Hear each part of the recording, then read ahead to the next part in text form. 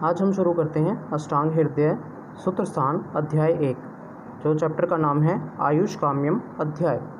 जो आयुष काम्य के बारे में आज हम पढ़ते हैं। तो आयुष, सबसे पहले हमें पता होना चाहिए कि आयुष काम्य का मतलब क्या है, मीनिंग क्या है। तो आयुष काम्य का मतलब जो बताया गया है कि आयु की कामना करने वाले, आयु की कामना करने वाले, दीर्घ आयु की कामना करने वाले। हम यहाँ पर ये कह सकते हैं कि जो दीर्घ आयु चाहते हैं, उसको उसकी कामना चाहते हैं, इच्छा रखते हैं। कामना मतलब यहाँ पर एक तरह से इच्छा कहा गया है कि दीर्घ आयु की इच्छा रखने वाले व्यक्ति जो होते हैं, उसके बारे में यहाँ पर इस चैप्टर में बताया गया है कि कैसे कौन व्यक्ति आयु की, दीर्घ आयु की कामना कैसे कम कर सकते हैं। तो उस आयु के लिए क्या हितकर है, क्या अहितकर है, इस कौन से उपदेशों का फॉलो करना चाहिए, इस चैप्टर में हमें बताया गया है। तो सबसे पहले देखते हैं अब आगे आयुर्वेद का प्रयोजन क्या है। अष्टांग हृदय के अनुसार आयुर्वेद का प्रयोजन क्या है। तो श्लोक उसमें बताया गया है, जो सेकंड श्लोक है, आयु काम्य मानेन धर्मार्थ सुख साधनम आयुर्वेद उपदेशेषु विधे परमादरा।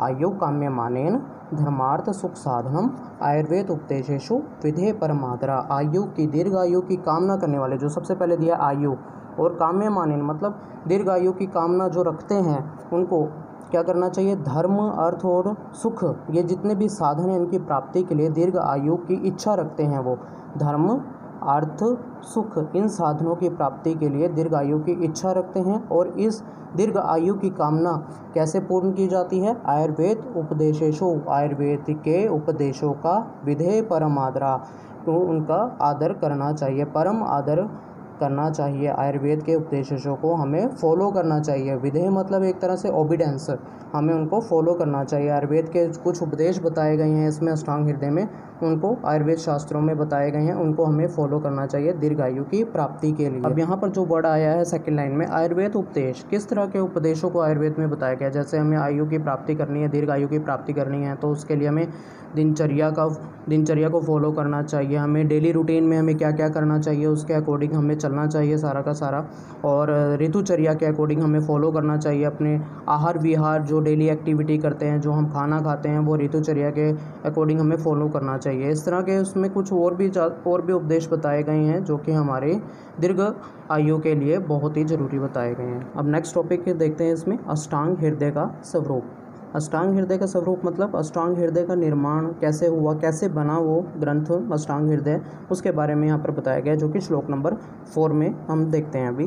तेभ्यो अति विकरणेभ्य प्राय सार तरुत च क्रियते अष्टांग हृदयम नाति संक्षेप विस्तरम। ये भी क्वेश्चन है जो शॉर्ट नोट में बहुत बार पूछा जाता है, वेरी वेरी इंपॉर्टेंट है।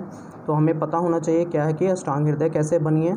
तेभ्यो अति विकरणेभ्यो प्राय सार तरुत च, जो प्राचीन तंत्रों में से, जो प्राचीन संहिताएं थी, जैसे चरक संहिता है, सुश्रुत संहिता है, उसमें से सार भाग को लिया गया, उसमें से सार भाग का संग्रह किया गया, कलेक्शन किया गया।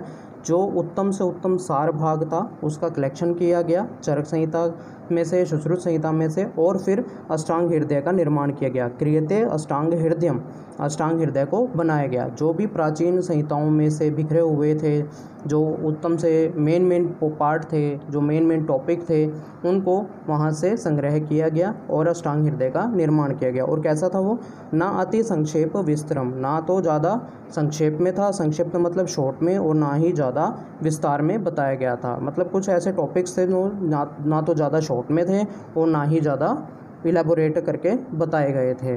तो ये है इसमें अष्टांग हृदय का स्वरूप, जो कि इम्पोर्टेंट है।